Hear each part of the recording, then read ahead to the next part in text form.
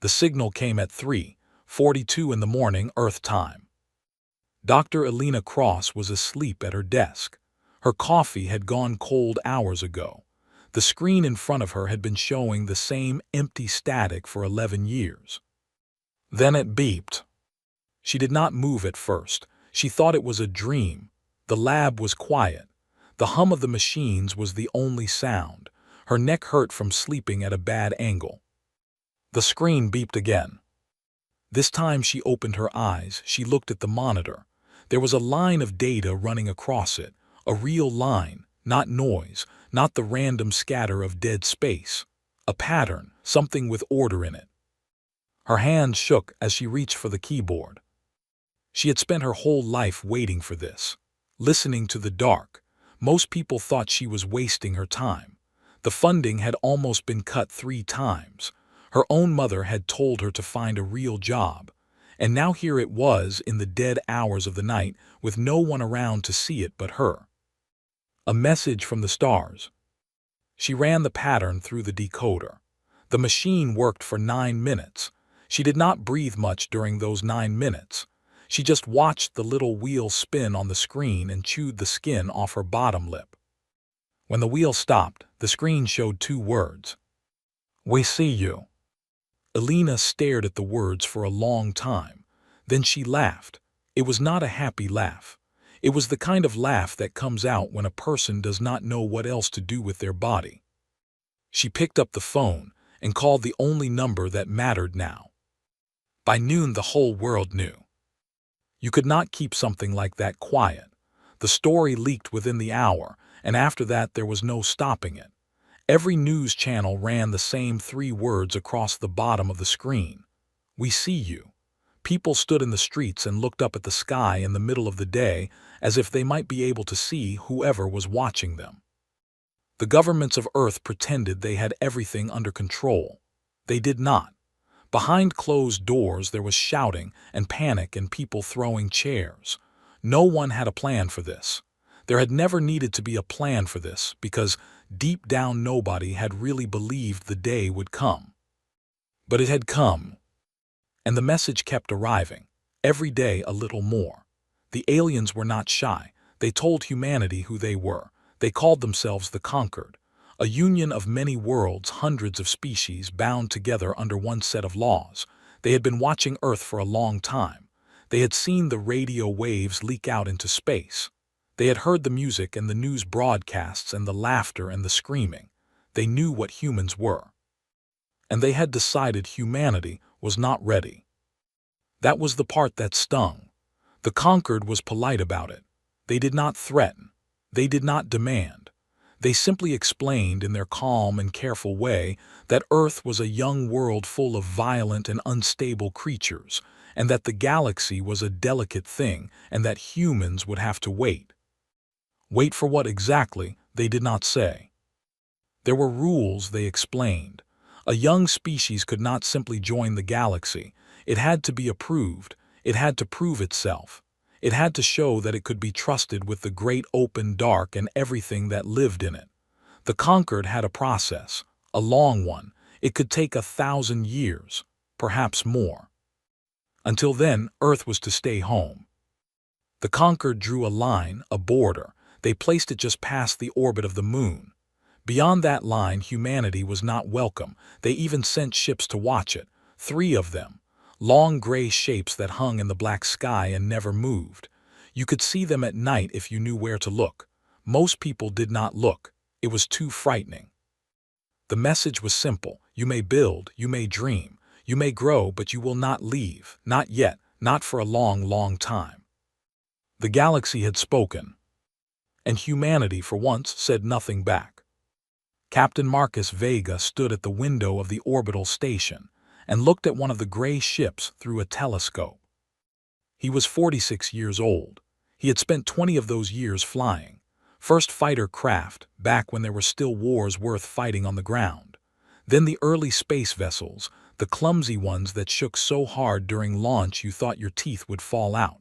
He had been the 3rd human ever to walk on Mars. He had a scar on his left hand from a coolant leak that should have killed him.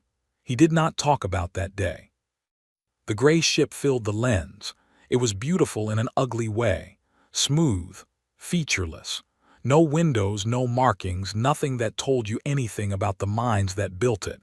It just sat there, patient as a stone, and watched. "They are not even pointing weapons at us," said the young officer beside him. Her name was Reyes. She was 26 and angry about everything, which Marcus thought was probably the correct way to be at 26. "They don't need to. They're not scared of us. We're not even worth a weapon to them." Marcus did not answer right away. He kept his eye on the telescope. "My grandfather flew planes," he said at last. "Old ones, the kind with propellers. He told me once that the sky used to feel endless, like there was always more of it, more to climb into, more to find.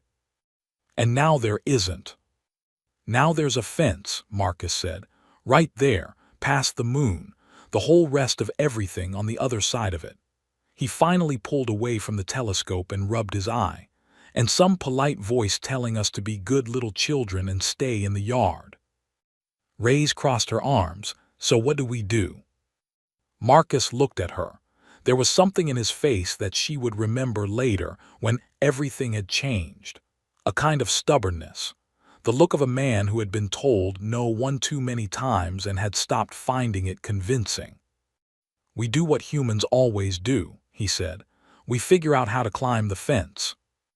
The thing about telling a species like humanity to sit still is that you do not actually understand what you are asking." The conquered did not understand. They were old, they were wise. They had seen many young worlds, and most of those worlds had done exactly as they were told. A young species faced with a power so far beyond it usually grew quiet.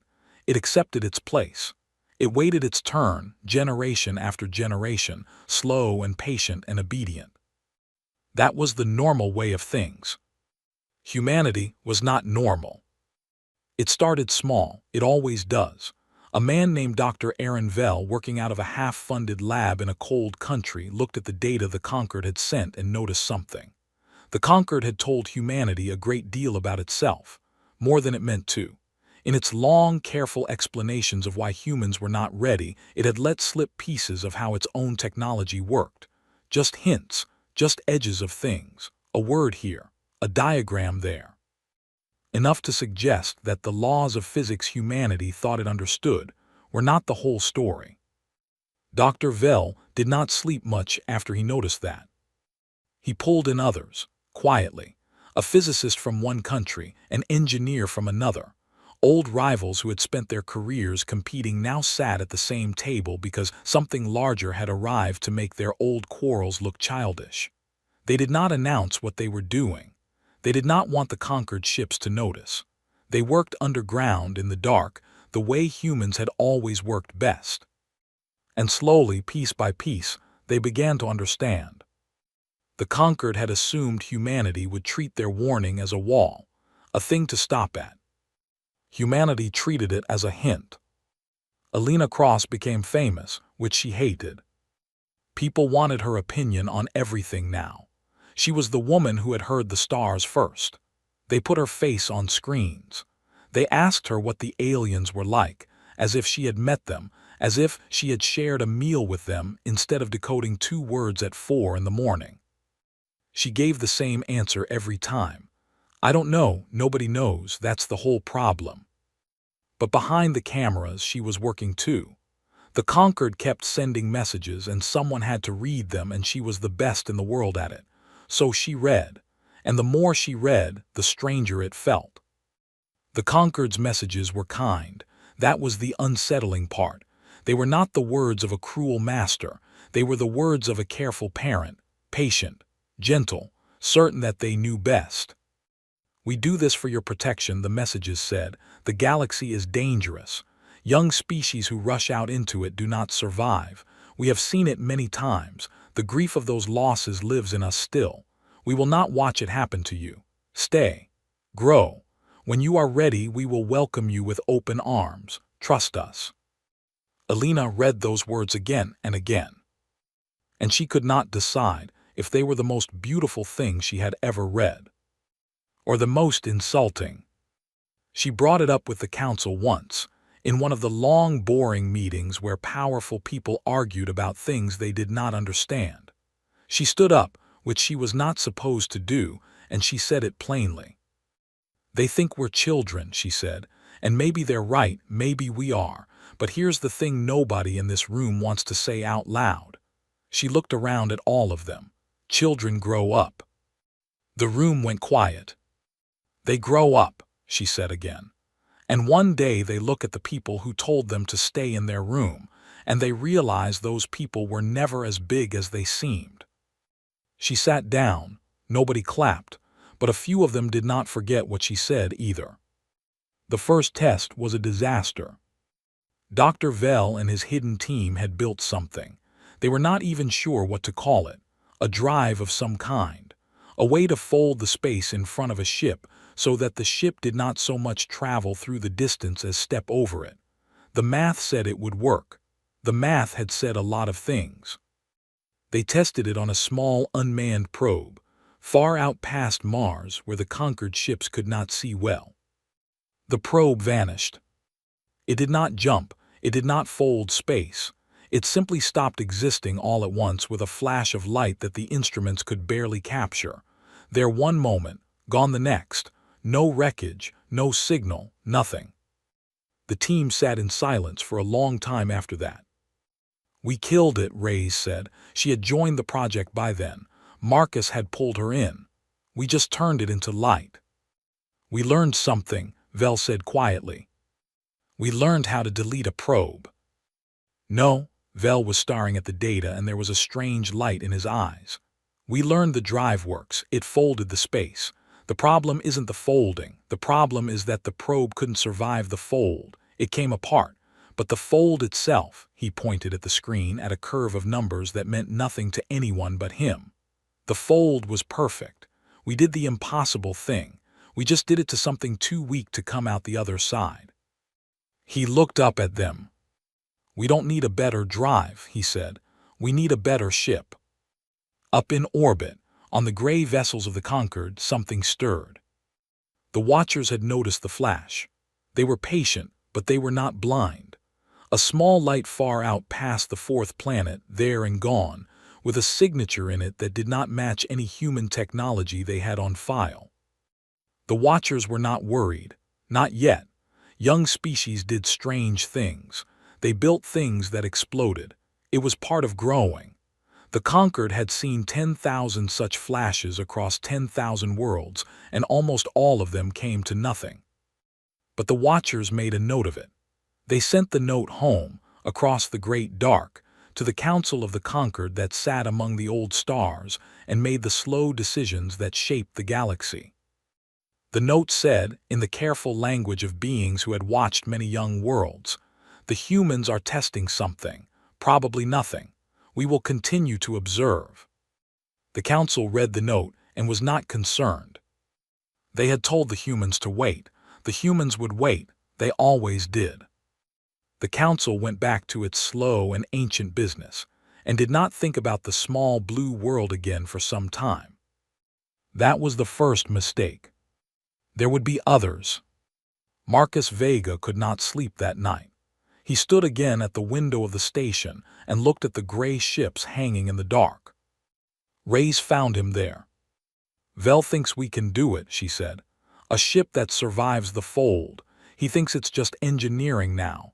Just time and money and people." "He's right," Marcus said. "You sound sure."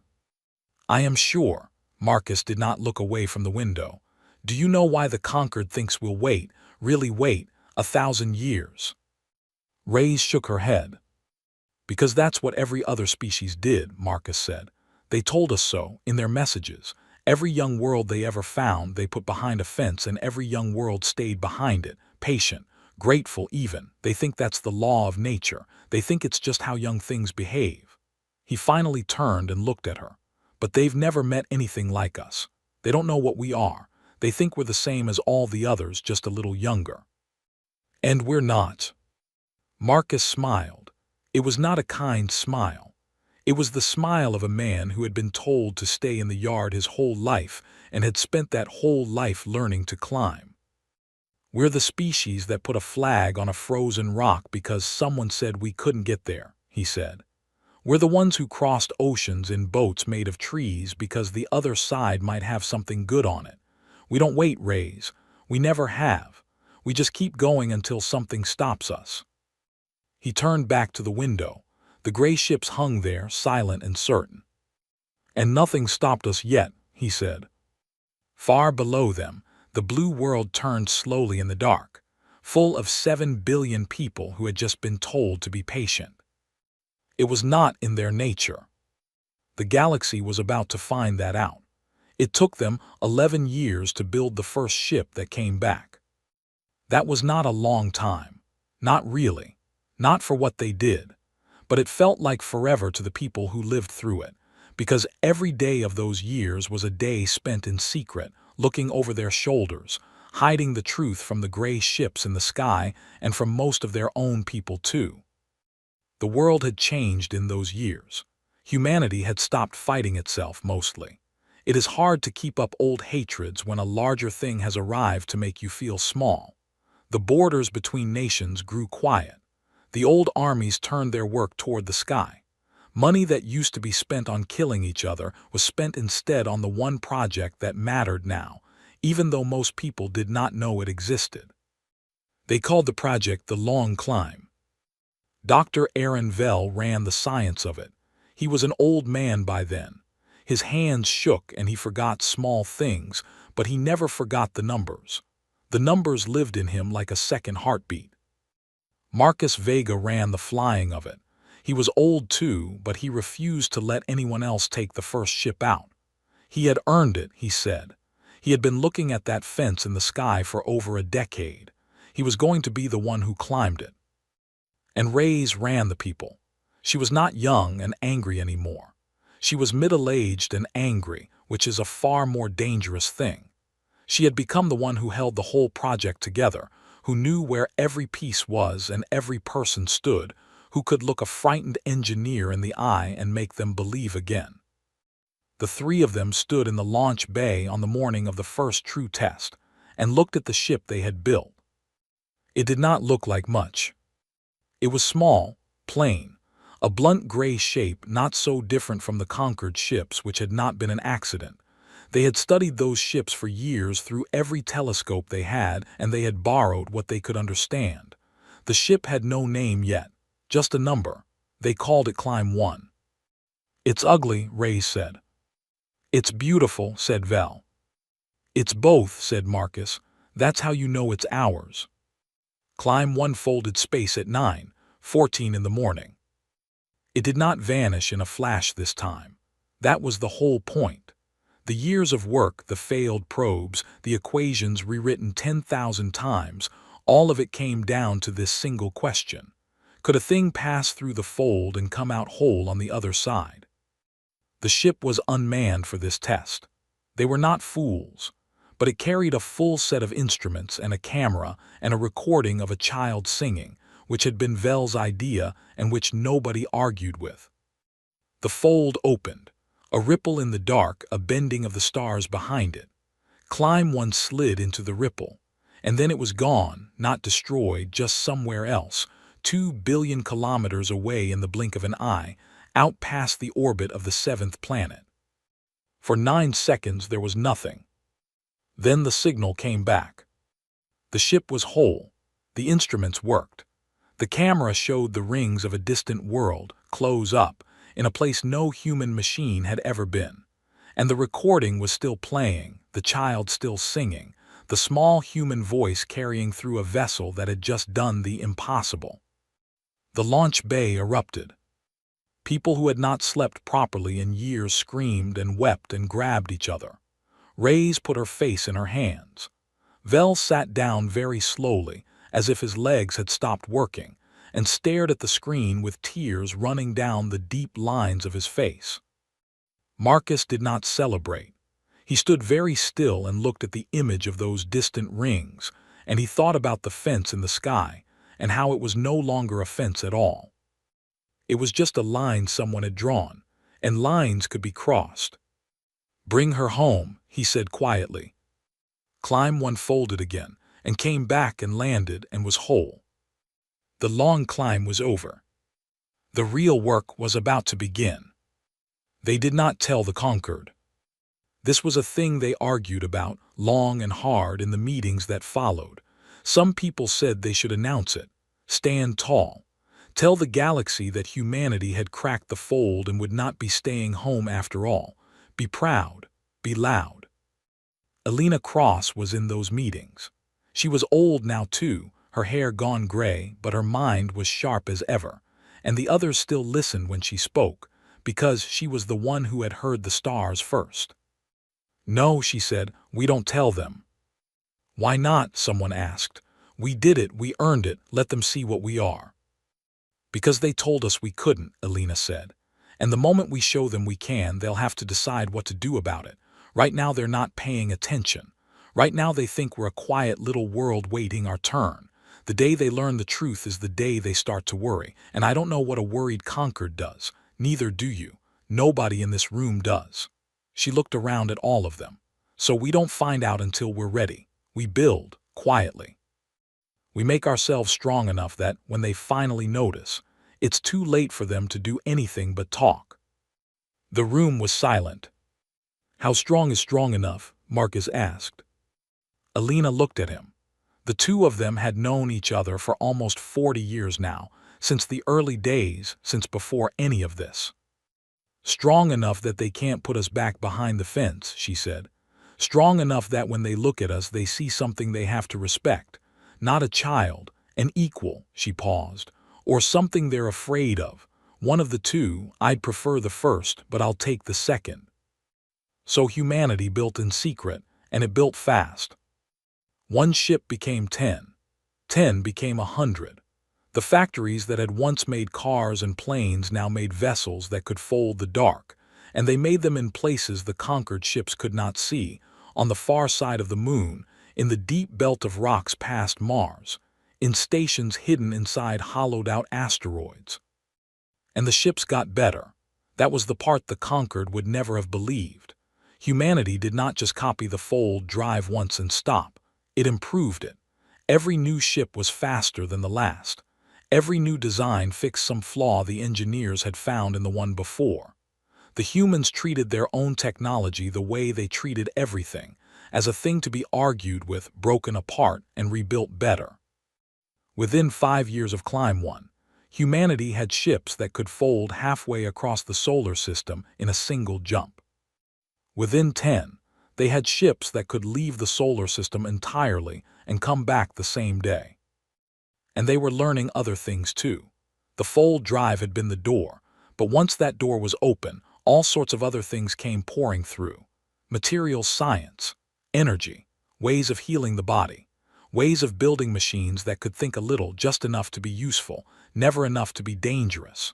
The conquered, in trying to explain why humanity was not ready, had handed humanity the very tools it needed to become ready in a fraction of the time the conquered thought possible. The conquered had a process that took 1,000 years. Humanity was going to do it in 50. But it was not all victory. It never is. There were deaths. The fold was forgiving, but it was not perfect, and not every test came home. There were ships that went out and never returned, crews of brave people who folded into the dark and were simply gone, with no wreckage and no answers. Each loss was a wound. Each one was mourned. There was a wall at the main station now, a long gray wall, and on it were the names of everyone who had gone out and not come back. The wall grew longer every year. Reyes read the names sometimes, alone, late at night. She had known many of them. She had recruited some of them herself, had looked them in the eye and asked them to risk everything, and they had said yes, and now their names were on a wall. "Was it worth it?" she asked Marcus once, standing in front of that wall. He stood beside her, and read the names too. "Ask them," he said, "not me. Ask the people on this wall. Every one of them volunteered. Every one of them knew the risk. Every one of them looked at that fence in the sky and decided they'd rather die climbing it than live behind it." He put his hand flat against the cold metal over a name near the top. "This one, Lieutenant Park. You know what she said to me before her last flight?" Reyes shook her head. She said my grandmother lived her whole life being told where she could and couldn't go, and she said I am not going to die having been told the same thing. Marcus's voice was rough. She didn't come back, but she died on the right side of that choice. They all did. Reyes looked at the wall for a long moment. Yeah, she said quietly, it was worth it. Aaron Vell died in his sleep at the age of 81. He had lived to see the fleet grow to 1,000 ships. He had lived to see humans walk on worlds around other stars, in secret, planting no flags, taking no ground, just looking, just learning, just proving to themselves that they could. He had lived to see the thing he started in a half-funded lab become the largest project in the history of his species.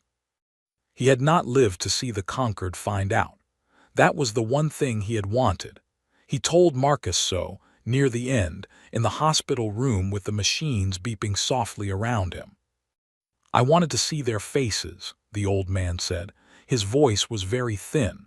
When they realize, when they look at us and understand what we did while they weren't watching, I wanted to see that. You will, Marcus said, though they both knew it was not true. You'll see it, hang on. Vell smiled, he knew. No, he said, but you'll see it for me, and when you do, he stopped to breathe. When you do, I want you to think of me, and I want you to think one thing. What's that? The old man's eyes were bright, even at the end, even with everything failing. We were never the children, he said. We just let them think we were. He closed his eyes. The machines kept beeping for a while, and then they stopped. They named the next ship after him, the Aaron Vell. It was the largest vessel humanity had ever built, a great gray shape that dwarfed everything around it, and when it folded out into the dark for its first flight, the whole station watched, and many of them wept because the old man would have loved to see it, and he could not. But his name was on the hull, and the hull would go places he had only dreamed of. That was something. The conquered noticed eventually. Of course they did. It was not the ships that gave it away. The humans had hidden those well. It was something smaller. A trader from a distant conquered world, passing through a far system on lawful business, saw something he should not have seen. A human vessel, parked in the dark of a moon, doing nothing wrong, simply being where no human vessel should have been able to reach. The trader was confused at first. He checked his records. The records said humanity was a young world, fenced in past its own moon, forbidden the fold, not due to join the galaxy for another 900 years. The records were wrong. The trader did the lawful thing. He reported it. The report traveled across the dark, from station to station, council to council, until it reached the old stars where the great minds of the conquered sat and made their slow decisions. The report said, in the careful language of the conquered, a human vessel has been observed in deep space, far beyond the permitted boundary. The vessel uses the fold. This is not possible according to our assessment. Recommend immediate investigation. The council read the report. For the first time in a very long time, the council was surprised. They sent ships, not 3 watchers this time, a proper fleet by conquered standards, 40 vessels crewed by experienced beings sent to the small blue world to find out what was happening and to remind humanity firmly of its place. The fleet folded toward Earth, certain of what it would find. A frightened young species caught breaking the rules, ready to apologize and obey. That is not what they found. Marcus Vega was an old man when the conquered fleet arrived. He was nearly 90. He should have retired years ago. He had refused. He had said he would step down the day the conquered came back and not one day before. The conquered came back on a cold morning in early spring.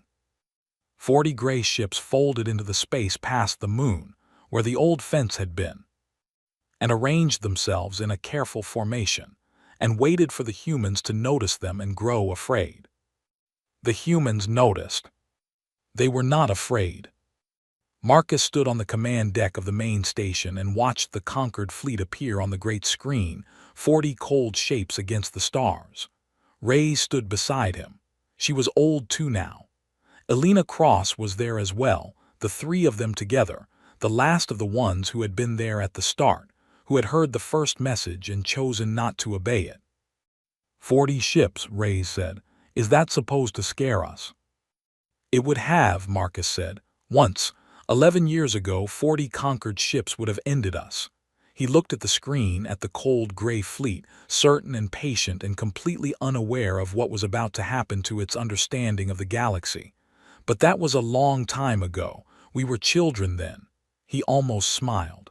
We grew up. Elena stepped forward. The Conquered was sending a message. The same calm, careful, patient voice as always, the voice of a parent disappointed in a child, explaining gently that rules had been broken and order would now be restored. Elena listened to it, the woman who had heard the stars first, hearing them again, all these years later. Then she turned to Marcus. They still think we're going to apologize, she said. I know, said Marcus. What do we tell them? Marcus Vega looked at the screen one last time, at the fence that was no longer a fence, at the galaxy that was about to learn, all at once, in a single morning, exactly what humanity had been building in the dark while no one was watching. He thought of Aaron Vell, who had wanted to see this and could not. He thought of the long gray wall of names. He thought of a lieutenant named Park who had died, rather than be told where she could go. Tell them, he said quietly, to look behind them. Rays pressed the command.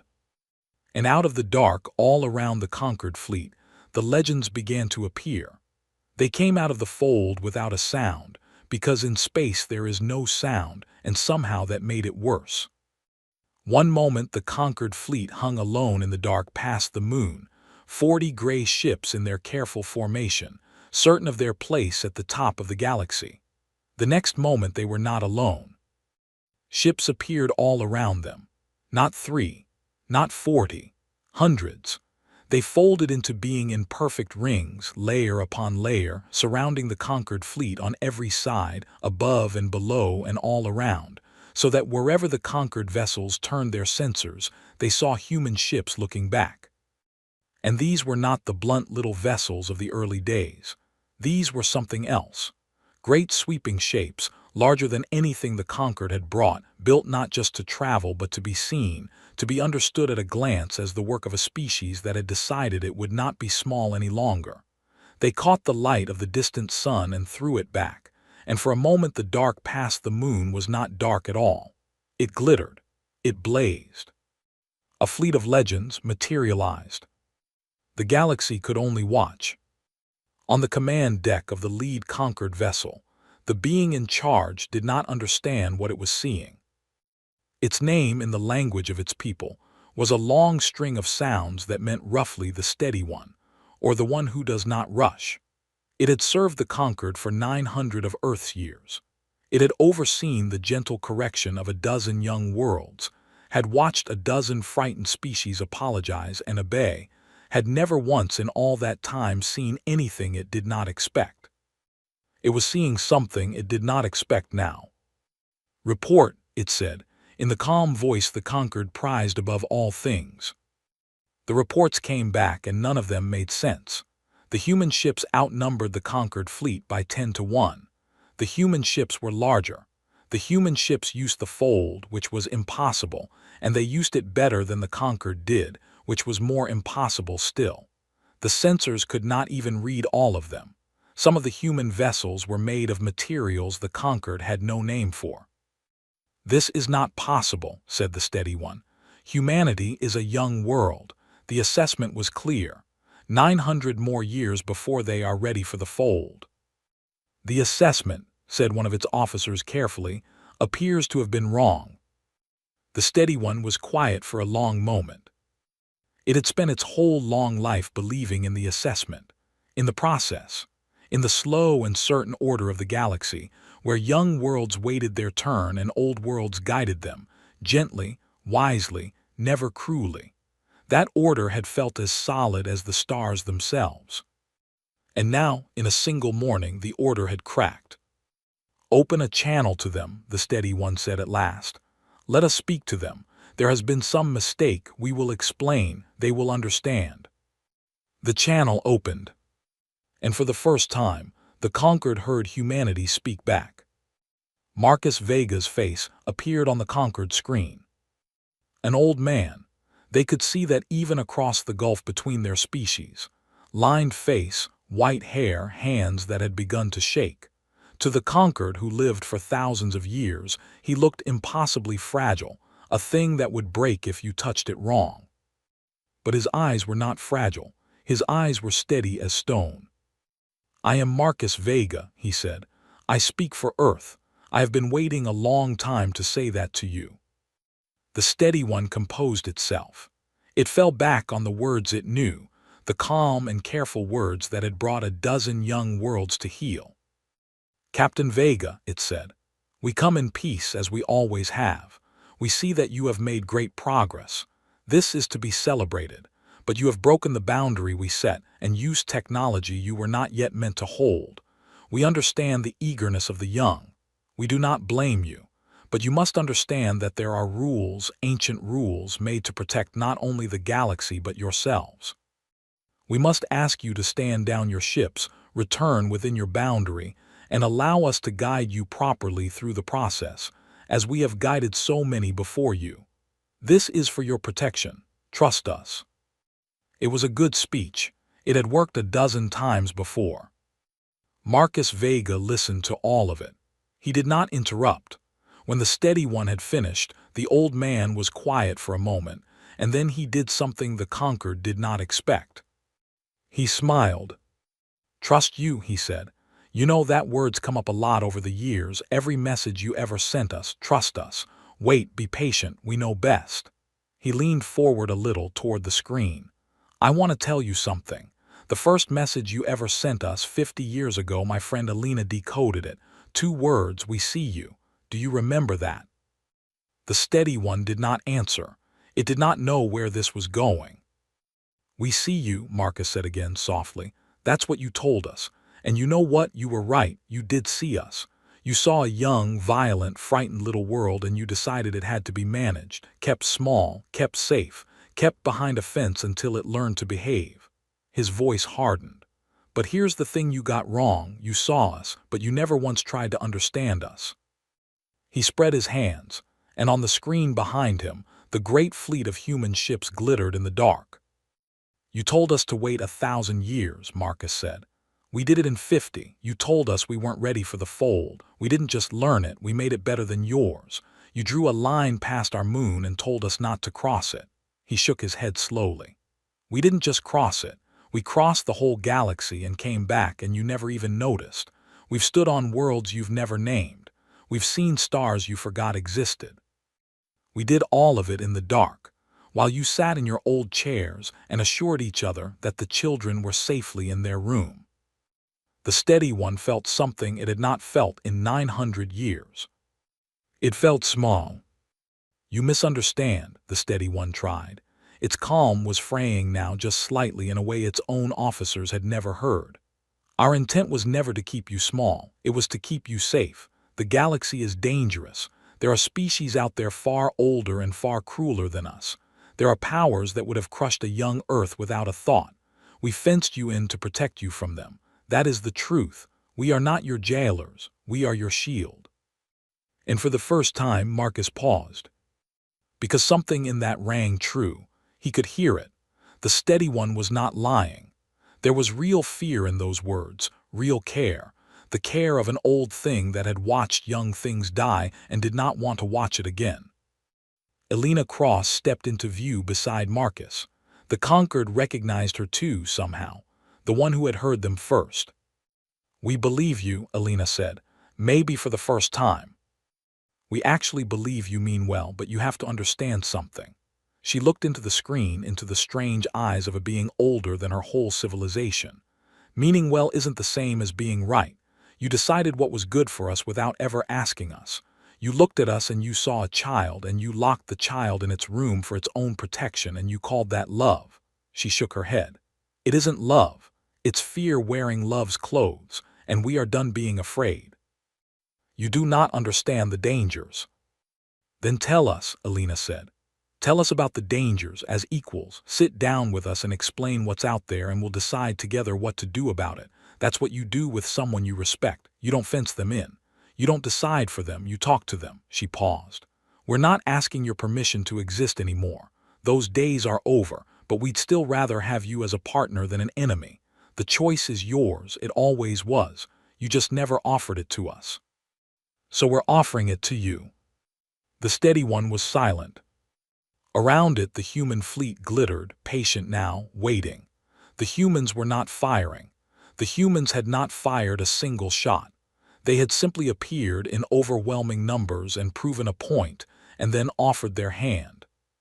That more than anything unsettled the steady one. It had expected fear or rage or desperate apology. It had not expected this. This calm. This strange, hard generosity. The humans held all the cards, and instead of crushing the conquered fleet, they were inviting it to talk. It was not how young species behaved. It was, the steady one realized slowly, how a grown one did. Far away, across the dark, the great council of the conquered received the news as it happened. They were old beings, the council, the oldest of the old. They had guided the galaxy for longer than humanity had been a species, and they were not used to being surprised, and they did not like it. The reports came in. Humanity had the fold. Humanity had a fleet larger and finer than anything the conquered could field. Humanity had surrounded a conquered fleet and instead of destroying it, had offered partnership. The council argued. Some among them were afraid. They said humanity was dangerous, that it had hidden its strength and broken the rules and could not be trusted, that the only safe path was to gather the full might of the conquered and put the humans down before they grew any stronger. There were enough worlds in the conquered, enough ships, enough power. It could be done. It would be terrible, but it could be done.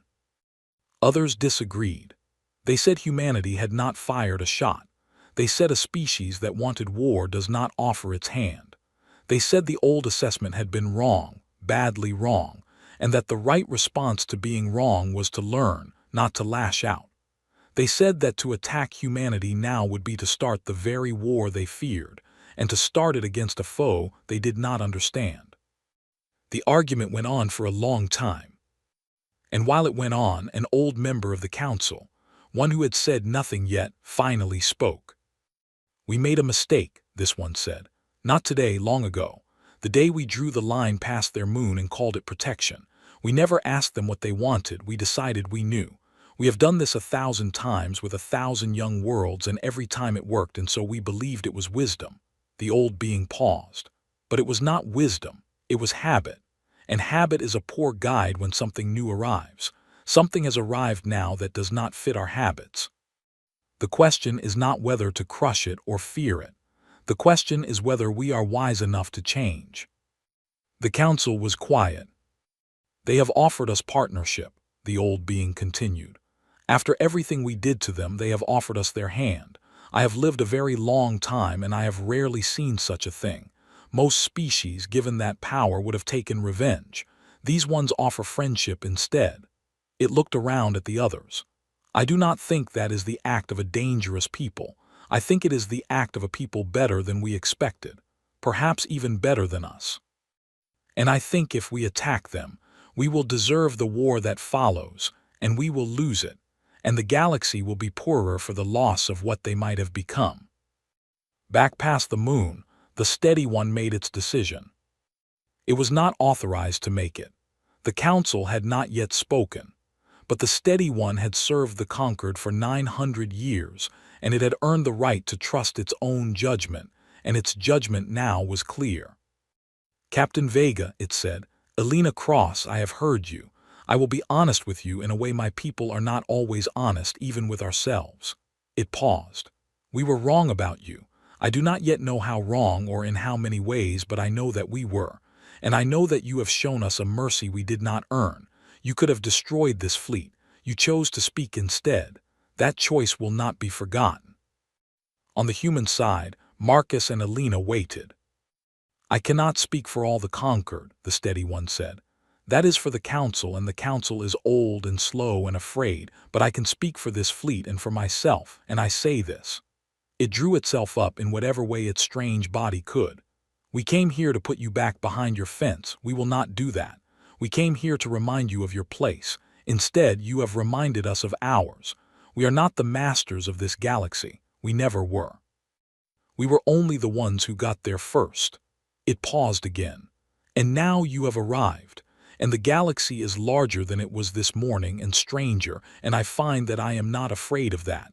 I find that I am glad of it.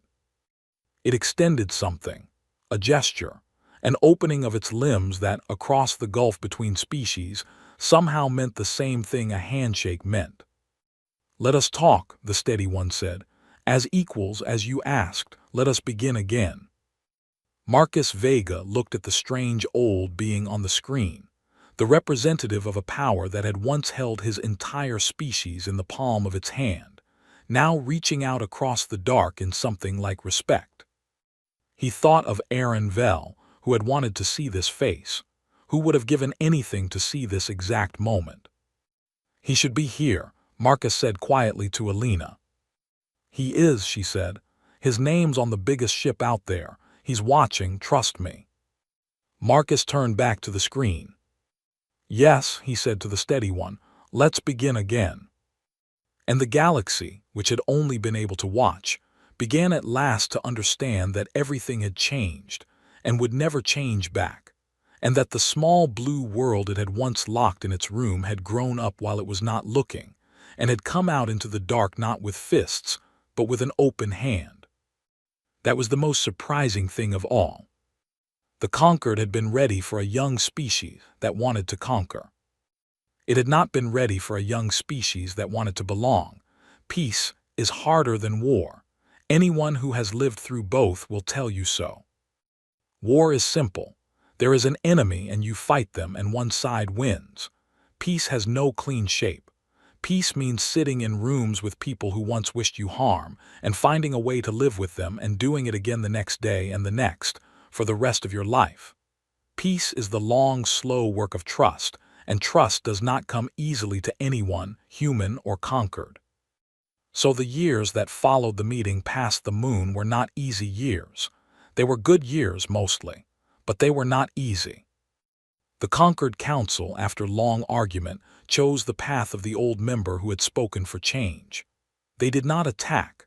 They opened their doors instead. Humanity was invited to join the galaxy, not in 900 years, not after 1,000 years of waiting, but now as it was, fierce and young and stubborn and far stronger than anyone had expected. The fence past the moon came down. Not in a single day. It came down slowly, piece by piece, agreement by agreement, in long meetings full of careful words and slow translation, but it came down. And one morning Alina Cross stood at the window of the station and looked out and realized there were no gray watcher ships in the sky anymore. They had simply gone. The fence was gone. The dark was open, all of it, the whole great galaxy, free for humanity to climb into at last. She had spent her whole life waiting for that. She wept a little standing there. Old women are allowed to weep at windows. She had earned it. Marcus Vega did not live to see all of it. He had held on long enough to see the fence come down, long enough to shake the strange limb of the steady one in person, on a station built halfway between Earth and the nearest conquered world, where humans and conquered met now as partners. He had been the first human to do that. He had stood there, an old man barely able to walk, and reached out and touched a being from another star, and the two of them had stood together in silence for a moment, two old soldiers who had spent their lives serving causes that had finally stopped being enemies.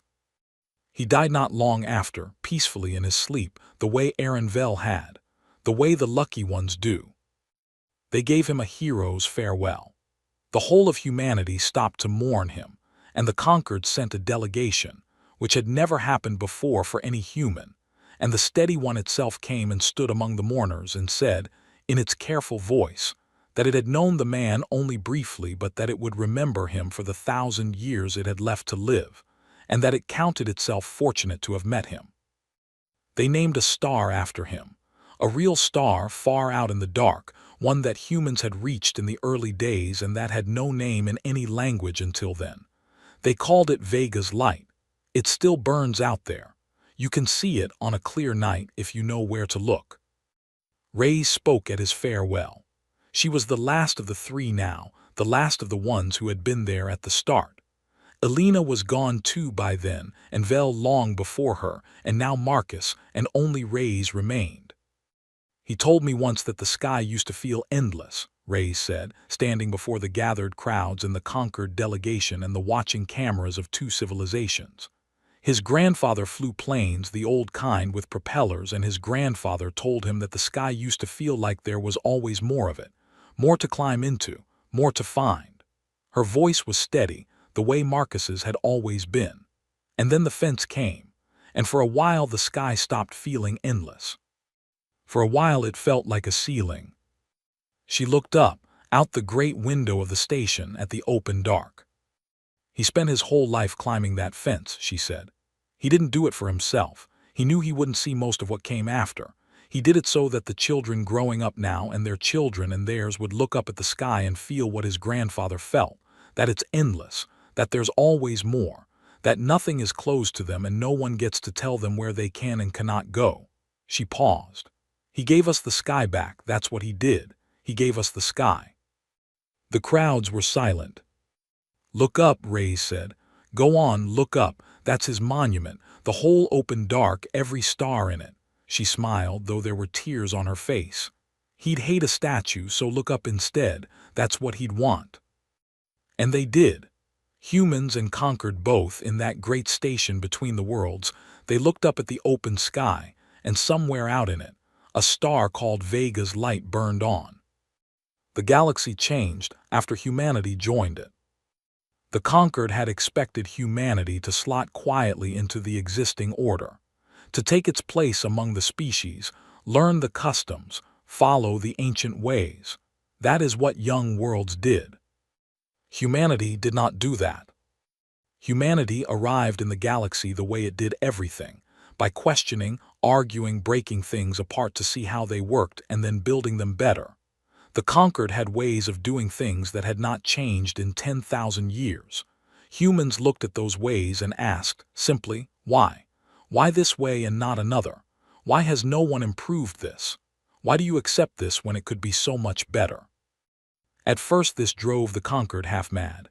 The older species found humans exhausting, loud, restless, never satisfied, always pushing, always asking, always certain that things could be made better and unwilling to leave them alone. But slowly, the conquered began to see what the humans saw. The ancient ways had grown stale. The galaxy had been still for so long that it had forgotten how to change, and a thing that cannot change is a thing that has begun, very quietly, to die. Humanity arrived like a cold wind through a closed house, throwing open windows that had been shut for 1,000 years, letting the stale air out and the fresh air in. The fold drive was just the beginning. Humans improved the medicine of a dozen species. They found new ways to grow food on dead worlds.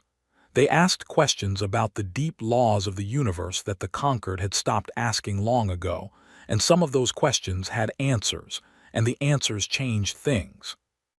Other young species watched all this, and other young species, who had spent their own centuries waiting patiently behind their own fences, began to wonder, if humanity did not have to wait, why did they?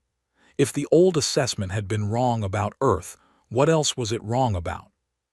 The careful order of the conquered, which had held for 10,000 years, began to come apart, not in violence, in questions. In 1,000 small worlds looking at humanity and thinking, for the first time, that perhaps they did not have to be small either. The steady one lived through all of it, and watched and learned. It had been changed by that morning past the moon. It would never be quite the same being it had been before. It had spent 900 years certain of the order of things, and then in a single morning that certainty had broken, and a being does not recover from a thing like that. It does not want to. In the years that followed, the the steady one became the great friend of humanity within the conquered. It spoke for them in the council. It argued their case when others grew afraid of how fast they changed things. It was the one, more than any other, who held the long peace together through the hard early years when it could so easily have fallen apart. Rays worked closely with it. The two of them, the old human and the old conquered, became something like friends, in the strange way that two people from utterly different worlds can become friends when they have both given their lives to the same difficult thing. "Do you ever regret it?" Rays asked the steady one once. They were aboard the station between the worlds looking out at the dark, letting us in, everything we changed, everything we broke. Your whole order 10,000 years old and we tore through it in a generation. Do you regret it? The steady one was quiet for a long moment, in the way it had. "I will tell you something I have never told another being," it said. "Before your people came, I was tired. I did not know it then.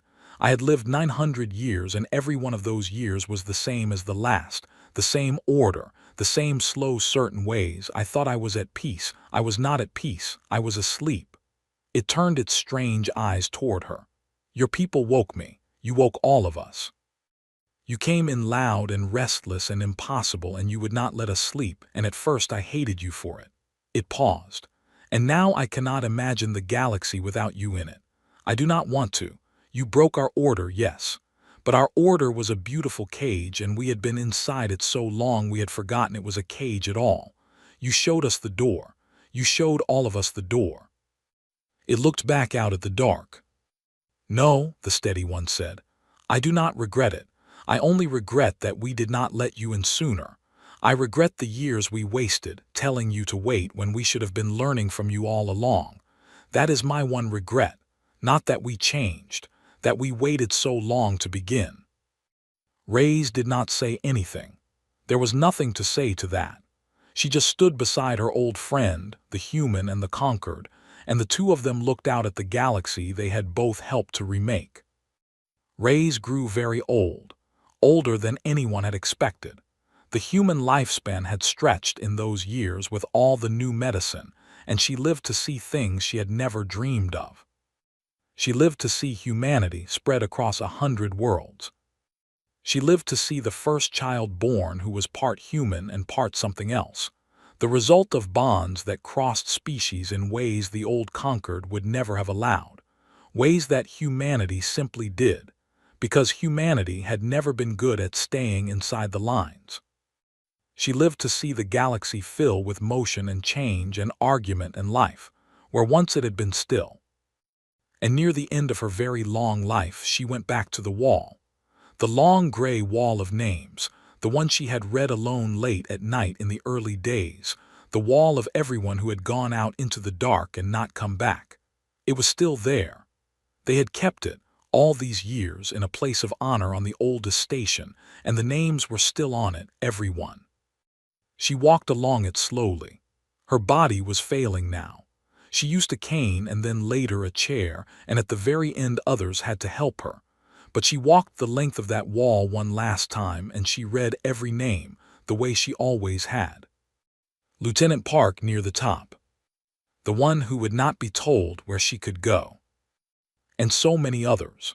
So many people who had looked at the fence in the sky and decided they would rather die climbing it than live behind it. "We made it," Rays said to the wall very quietly in a voice that only the names could hear. "All of you, we made it. The sky's open now. It's all open. Everything you died for, we got it, every bit of it." Her old eyes were wet. "Thank you. I'm the last one left who remembers the start.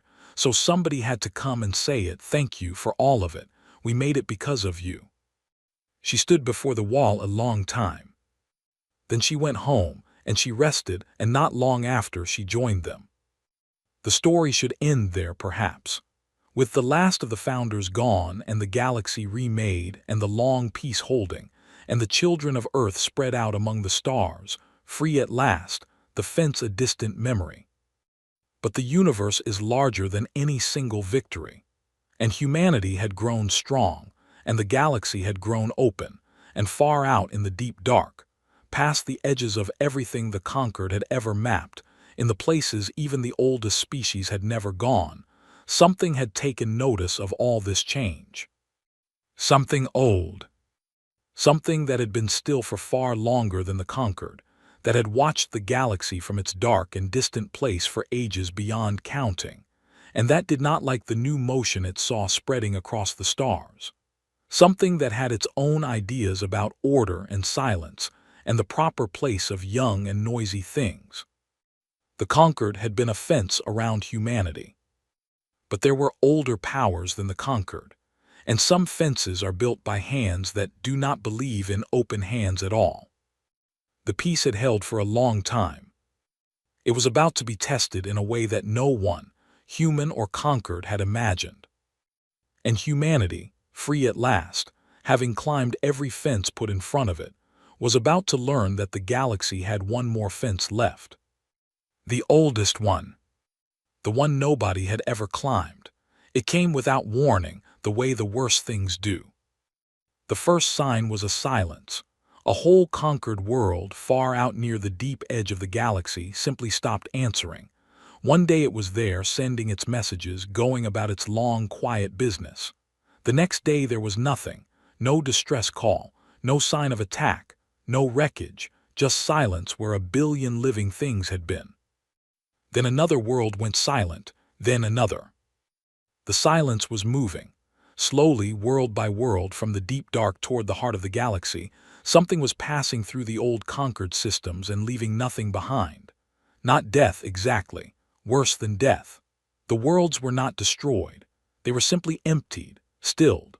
Whatever had been alive on them was gone, and what remained was quiet and cold and perfectly intact, like a house whose family has vanished and left everything in its place. The conquered, 10,000 years old, had no record of anything like it.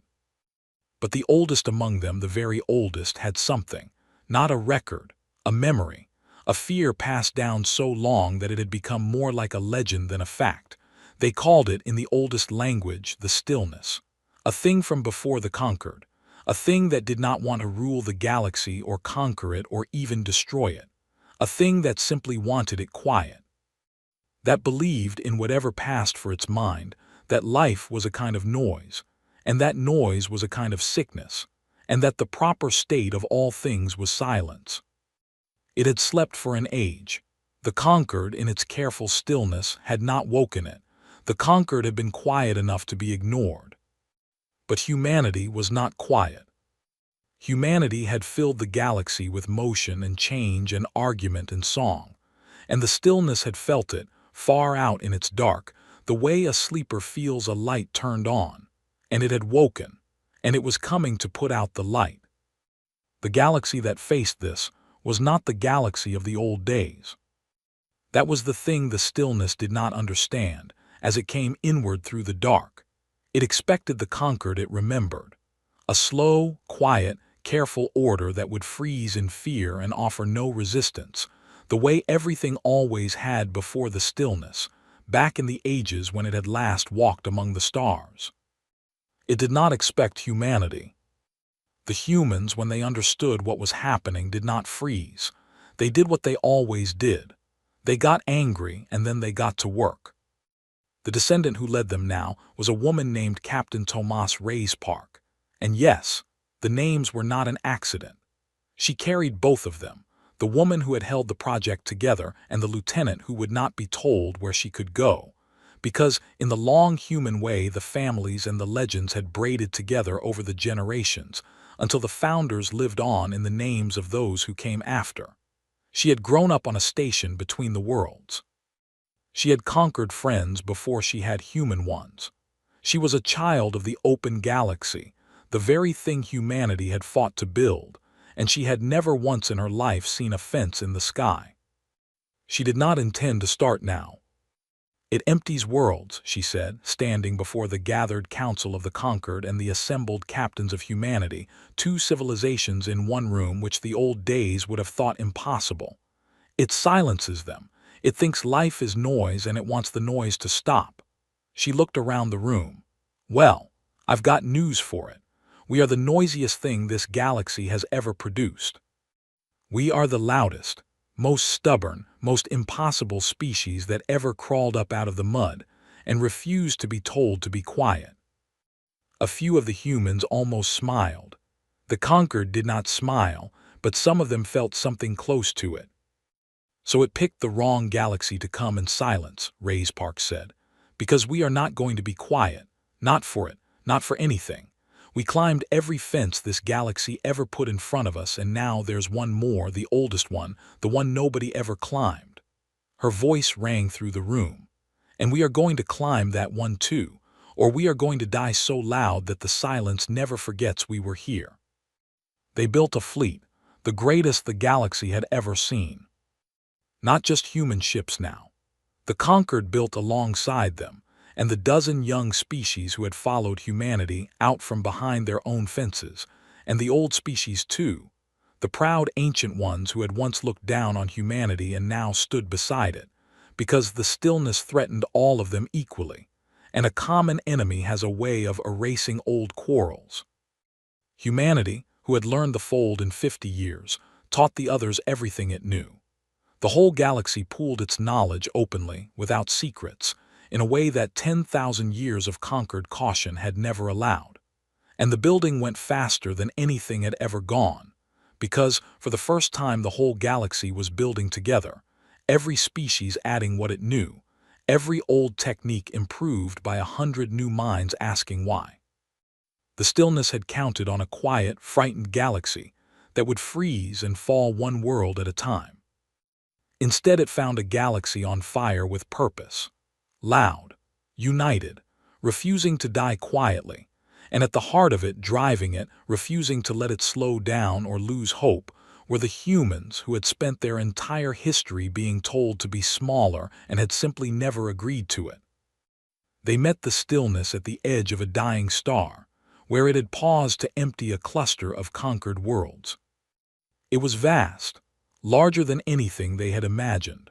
Not a ship, not a fleet, but a kind of darkness, a spreading quiet that moved through space like ink through water, and where it passed, the noise of life simply stopped.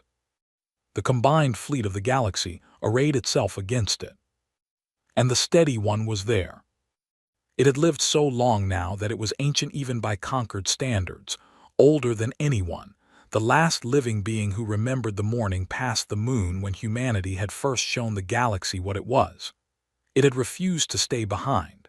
It commanded one of the great ships, the oldest of the human-built vessels, the one that still, after all these years, bore the name on its hull.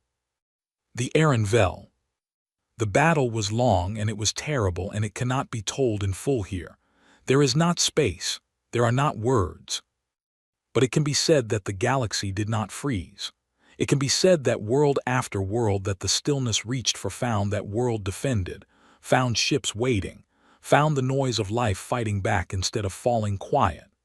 It can be said that the humans were everywhere, in the thick of it, loud and reckless and brilliant, throwing themselves into the dark again and again, dying by the thousands and refusing to stop. Because they had been dying to climb fences for their whole history, and they were not about to quit now. It can be said that the old wall of names grew longer than it had ever been. And it can be said that the stillness, for the first time in its endless existence, encountered something it could not silence. It did not understand. It had silenced 1,000 galaxies across the long ages. It had never met a thing that, when reached for, reached back. That when faced with silence, sang louder. That when shown its own death, looked at that death and said, "Not yet, and not here, and not us." The humans had a word for it. An old word from the early days, from the very beginning. They had carried it across all the centuries, through all the change, and they spoke it now as they threw themselves into the dark against the oldest enemy the galaxy had ever known. "We see you." The first words humanity ever heard from the stars. The conquered had said them long ago as a warning, as a way of saying, "We are watching you, stay small." And humanity had taken those words and carried them and made them their own, and now they spoke them back to the dark, to the stillness, to the silence that wanted to swallow everything. "We see you, and we are not afraid, and we will not be quiet." In the end, It was the steady one who found the way through. 900 years of certainty, broken by humanity one morning past the moon, and then 900 more years of learning from the loud and restless creatures it had once tried to cage. All of it came together in the steady one in that final hour. It understood the stillness because it had once been a little like the stillness. It had once believed in quiet and order and the proper place of things. And it had been wrong, and humanity had shown it how it was wrong. And now it knew the one thing the stillness could not understand. That life is not noise. That life is the point. That a galaxy full of motion and argument and song and reckless impossible striving is not a sickness to be cured, but the most precious thing the universe has ever produced, and that anything which would silence it has mistaken the disease for the cure. The steady one took the Aaron Vel into the very heart of the darkness, where no one else could follow, carrying with it everything the galaxy had learned, every new technique, every impossible human improvement, all of it focused into a single act that the old conquered could never have managed alone, and that humanity could never have imagined without the old wisdom to guide it. The product of two civilizations. The thing that could only have existed because a frightened young world had once refused to stay behind its fence, and an ancient tired one had been brave enough to let it out. What happened in the heart of that darkness, no one fully knows. The Aaron Vel did not come back. The steady one did not come back. But the stillness stopped. It did not retreat. It did not flee. It simply stopped and went quiet itself, and the spreading dark drew back and shrank and faded, and the worlds it had emptied stayed empty, but no new worlds went silent. Whatever the steady one did in the heart of that thing, it ended it. It cost the oldest friend humanity ever had, and it cost a ship with an old man's name on it, but it ended. The galaxy lived. The noise went on. They built a new wall after. Not just for humans now. A wall for everyone who had died, every species, all the names braided together the way the founders' names had braided together long ago. It was the longest wall ever built, and near the very top of it in the place of honor were two names side by side. The Aaron Vel. And beside it, in the careful flowing script of the conquered, the long string of sounds that meant the steady one, the one who does not rush, translated for the humans into three words they understood. The friend who waited. Captain Rayspark stood before that wall when it was finished, and she was old by then too, the way they all got old in the end, and she read the names, all of them, human and conquered and the dozen species in between, the way the first Rays had read the names long ago in the early days when the wall was small. She thought about the whole long story. The signal at 3:42 in the morning, the fence past the moon, the long climb 11 years in the dark, the fleet of legends that materialized past the moon while the galaxy could only watch, the open hand instead of the fist, the peace that was harder than war, and then the oldest fence of all, the one nobody had ever climbed, and how the galaxy had climbed it together, loud and unafraid, refusing to the very end to be made quiet. She looked up, the way the first Rays had told everyone to look up, all those centuries ago, at Marcus Vega's farewell. The sky was open, all of it, every star. There were no fences left. We did it, she said quietly to all the names on the wall, the humans and the conquered and everyone in between. Every fence they ever put in front of us, the first one past the moon, and the last one, the oldest one, the one made of silence. Her old eyes shone. We climbed them all, and we did it together in the end. That's the part the old galaxy never understood about us. They thought we wanted to conquer. We never did. We just wanted the sky. We just wanted nobody to ever tell us, or anyone, where they could and couldn't go. She put her hand flat against the cold wall, over the two names at the top, the old man's ship and the friend who waited, side by side forever. The sky's open now, she said. All of it for everyone forever, she smiled. Rest, we've got it from here. And far out in the open dark, past worlds without number, a star called Vega's light still burned, the way it does to this day. And the galaxy went on, loud and restless and free, full of 1,000 species who would never again be told to be quiet, who looked up at the open sky and felt what an old man's grandfather had felt long ago on a small blue world. That the sky is endless. That there is always more. That nothing is closed to those who refuse to stay behind the fence. And the galaxy, which had once only been able to watch as humanity advanced, watched no longer. It rose with them into the open dark. All of it together. At last,